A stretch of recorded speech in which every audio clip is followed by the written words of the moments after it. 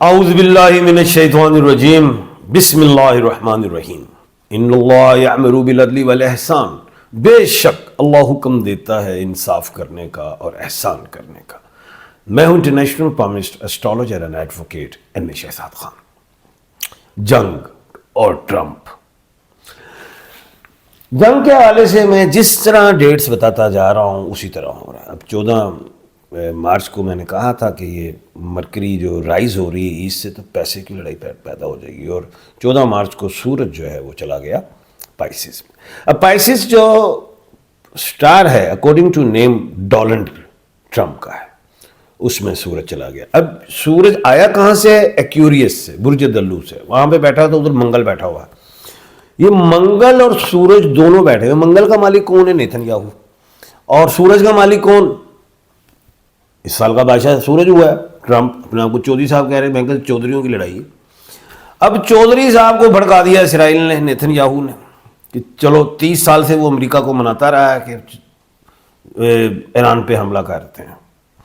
Trump ने अपने पहले टर्नओवर पे भी नहीं किया। इस दफ़ा वो ट्रैप हो गए और इसराइल की मान ली, नेतन्याहू की। और वो इसलिए मान ली कि जाहिर है इसराइल के बेशुमार लोग अमेरिका में हैं और पावर रखते हैं, तो वो ट्रैप हो गए।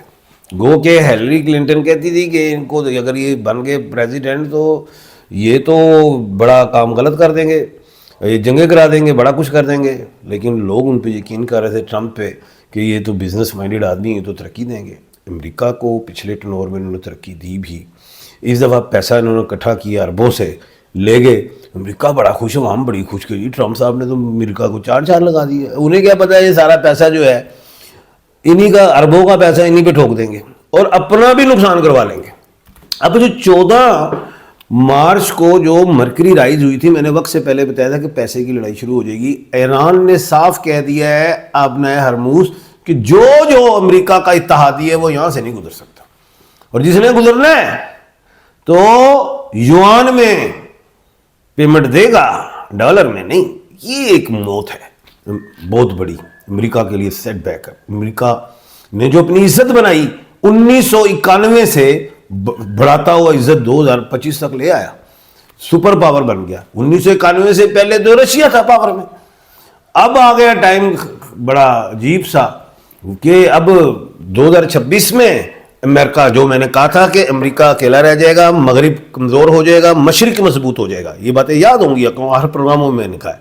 आप समझते थे शायद मैं कुछ जज्बाती गुफ्तगू कर रहा हूँ, ऐसी बात नहीं। सितारों से खेलते हुए मुझे 35-40 साल हो गए, इसको समझ आती है। अच्छा खैर, आगे मैं बताऊँ कि ये सूरज आ गया इधर पाइसिस में, ट्रंप के अपने हाउस में, यानी कि ट्रंप बैकफुट पे चले गए। मैंने कहा था बयानियाँ बनाए और निकल जाए। बयानियाँ आज उन्होंने बनाना शुरू कर दिया है जी। हमने ईरान के इतने बहरी जहाज ख़त्म कर दिए, हमने जनाब इतने इनको फ़ज़ाइया से भी मार दिया, उखाड़ दिया, हमने तो फोर्स भी लानी थी। ईरान ने साफ कहा, आ जाओ, पता चल जाएगा, गुजर के दिखाओ। अब ट्रंप समझ रहे थे कि वो जो नेटो है वो मेरी है, ठीक है। वो समझ रहे थे G7 मेरा है। मैं तो पावर इतनी रखता हूँ, वीटो भी करता हूँ। मैं जो कोई बात हो तो मैं वीटो में तो कह देता हूँ, वही वैसा ही हो जाता। वो उसी गुमान में थे।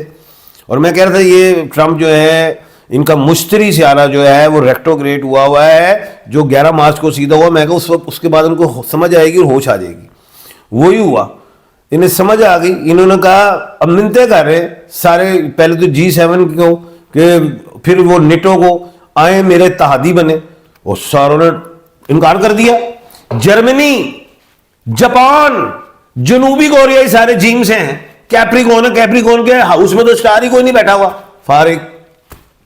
बर्तानिया, यूके, उसके बाद ऑस्ट्रेलिया, इनको देखें, एरिस से कोई पावर नहीं, उड़ गया काम। अब बात ये है फ्रांस।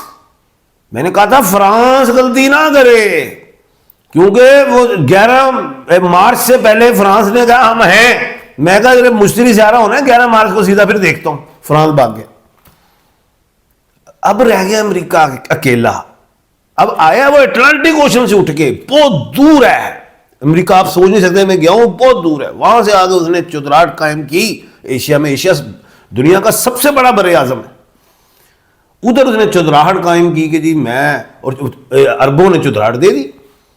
अब वो अरबों को ये समझ आ रही थी ये जितने अड्डे बने हमारी हिफाजत के लिए, उसने ये नहीं पता कि ये तो इनको तबाही के अड्डे हैं। अब ईरान जंग कैसे जीत गया है और ट्रंप कैसे हार गए, पहले मैं हार जीत बताऊं। पेट्रो डॉलर जो है में तेल बिकता है ये अरबों का, ये बहरीन हो, कुवैत हो, सऊदीया हो, कतर हो, ये जो भी, इनका तेल गुजरता कहां से? आबना हरमूज से। अब आबना हरमूज में उन्हें कह दिया तुम जा ही नहीं सकते, जाओगे तो युआन में। अब वो पैसा डॉलर में जब लेते हैं ये अरब कंट्रीज, तो इन्वेस्ट कहां करते हैं? अमेरिका में, बड़ी बड़ी कंपनियों में। अब जब डॉलर में पेमेंट नहीं होनी तो फिर क्या होना है? माशियत अमेरिका की गई, अकेला रह गया। कनाडा को उसने तड़ी लगाई तो आएगा, रशिया को छेड़खानी आएगा, यूक्रेन को छेड़खानी की उसके सदर को, ज़ेलेंस्की कपड़े नहीं पहने, पेंट कोट नहीं पहने, वो आएगा। बरतानिया वगैरह ये सारा यूरोप डरता किससे? रशिया से। आएगा नहीं, पहले ही बताया था ये अकेला रह जाएगा और मगरिब में लड़ाई होगी। अब ये अगस्त के बाद मगरिब में लड़ाई, अब ये चौधरी चुराहट तो खत्म हो गई एशिया में। अब ये अपनी चाहेगा ट्रंप के मैं अपनी चुराहट जो है बरतानिया में, तो ये यूरोप पे कायम करूं। 32 मुल्क तो नेटो में, अब हर एक ने आंख दिखानी है। ग्रीनलैंड के ऊपर ट्रंप ने पहले बिगाड़ पैदा किया, वेनेजुएला पे उन्होंने पहले बिगाड़ पैदा किया, अब वहां पे भी बगावतें शुरू हो जाएंगी। ये लड़ाई अब उतर जाएगी। अभी एक मामला और है जो मैंने आज से 1 महीना पहले आपको बताया था कि अमेरिका में या यूरोप में कोई ऐसा वाकया होगा जो ईरान पे डालेंगे 9/11 की तरह का। ऐसा हो सकता है, ये बयान भी वो देंगे, ईरान भी कह रहा है ऐसा कुछ हो सकता है कोई, लेकिन सारी चालें फेल हो गई। क्यों? सितारे अब हक में नहीं। अब बात असली जो मैं सुनाने लगा हूं वो क्या है, 20 क्या कहते हैं मार्च को मरकरी प्लेनेट सीधा हो रहा है। अब ये समझ लें कि 19 तक तो मार पड़ेगी किसको? अरबों को और अमेरिका को भी। 20 को जब सीधा होगा मरकरी तो अरबों को अकल आ जाएगी कि हमने गलत गाड़ी में बैठ गए थे, हम गलत ट्रक की बत्ती अमेरिका के साथ लगे हुए थे। वो चाइना के साथ हो जाएंगे और युआन वाली बात में जाएंगे। अब चुदराहट किसके पास आएगी? मैंने कहा था ये चौधरी की लड़ाई है 2026। चुदराहट मैं नहीं समझता कि चाइना के पास है, क्योंकि वो बिजनेस माइंडेड है। ये चुदराहट निकली कहां से थी? रशिया से। गई कहां? अमेरिका। वापिस कहां आएगी? रशिया के पास। ये ध्यान में रखिएगा, सुपर पावर रशिया बनने जा रहा है। चाइना और रशिया है इकट्ठे ही, जनूबी कोरिया भी इकट्ठा ही है, लेकिन वो सॉरी दूसरा जो कोरिया है साउथ कोरिया, वो जहां वो है बबर शेर से जो हर वक्त दबंग अंदाज में बोलते हैं, सोचते रहते हैं। डिक्टेटर जो है वो क्या नाम है उनका? किंग जोंग, क्या नाम है? Kim Jong. अच्छा, अब ये है वो बात। अगली बात जो है जो अहम है वो मैं एक और बताऊं कि ये जो 20 तारीख को जो मरकरी सीधी होगी, भी रेक्टोग्रेड है, उससे ये पूरा एशिया एक सफ पे इकट्ठा हो जाएगा। 21 तारीख तक मरकरी का असर है, फिर असर खत्म। 26 तारीख को मरीख सीधा हो जाएगा, पूरा एशिया सीधा होके कहेगा चौधरी साहब बस बड़ी हो गई है, वापस जाओ। लेकिन चौधरी साहब ने आज बयानिया बना लिया है, वापसी की तैयारी में है। 2 तारीख को 2 अप्रैल को मंगल जो है मरीख, वो ट्रांजिट कर जाएगा एक्यूरियस से। ये एक बड़ी खबर दे रहा हूं, एक्यूरियस से ट्रांजिट कर जाएगा। इजराइल भी गयो, ईरान का झंडा लहरा दिया जाएगा कि ये जीत गया है। अभी क्योंकि ईरान तो नहीं कहेगा हम हार गए, वो तो कहता आओ हम तुम्हें देखते हैं, आओ अपना हरमुज में भी आओ। अमेरिका कहता हम तो जीत गए, हमने सारा तबाह कर दिया। इसी बयानी से चले जाएं, नहीं तो और बड़ा नुकसान अमेरिका का हो जाएगा। माशियत भी तबाह, अवाम भी जो है खिलाफ हो गई है ट्रंप के। मिड टर्म इलेक्शन भी अमेरिका का में जो ट्रंप साहब का है वो जाता हुआ दिखाई देता है। और एक बात और बता दूं, ईरानी जो है उन्होंने अपने आप को तबाह कर लिया है, बिल्कुल वो तैयार हैं, वो कौम है, वो तोड़ नहीं सके ट्रंप। इजराइल नहीं तोड़ सका।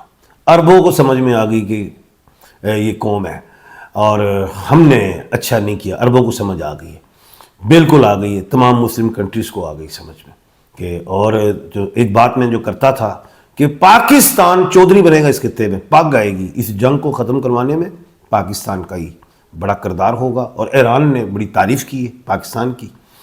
तुर्किया की मैं बात करता था, सेकंड पग होगी वो तुर्किया की, वो भी आप देख लेंगे। सारी पेशन गोइयाँ ऐसी हैं।